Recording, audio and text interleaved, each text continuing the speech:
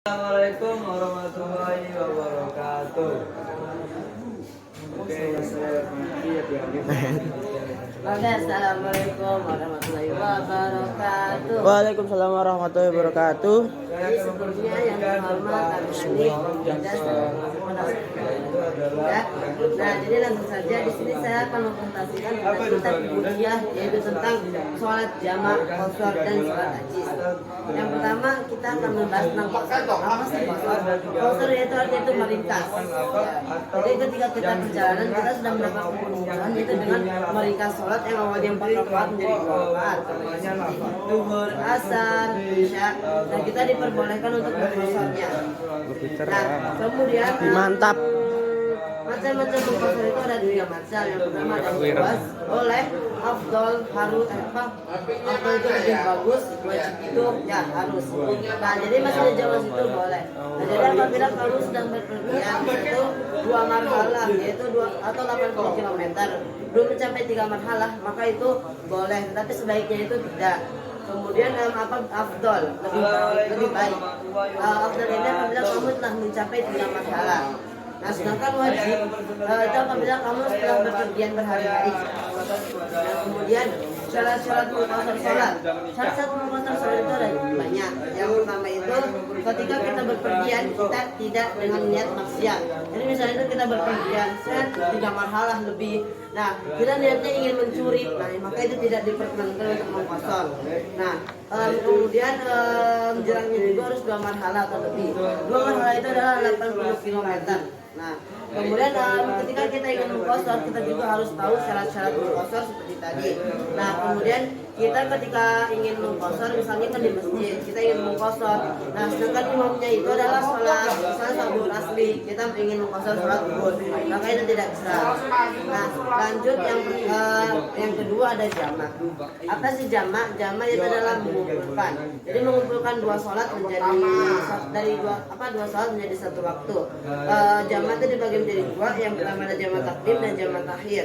Jamak takdim itu jamak yang dilakukan di awal sholat, misalnya ketika zuhur dan asar di jamak, sholat itu di zuhur. Apabila jamak takhir itu adalah sholat yang dilakukan di akhir. Apabila maghrib dan isya misalnya digabung, maka sholat itu di isya. Nah, jamak takdim itu ya tadi sholatnya di awal dengan niat jamak, yaitu sholatnya juga normal. Nah, jadi kan sholat jamak takdim itu harus yakin kalau perjalanannya itu bakal lama. Misalnya kita dari zuhur itu niat jamak takdim, yakin bahwa kalau sampai maghrib itu belum selesai sholat. Nah, kemudian sholat di waktu pertama. Kemudian yang kedua ada jamak takhir. Jamak takhir itu adalah jamak yang sholatnya di akhir. Tapi ketika misalnya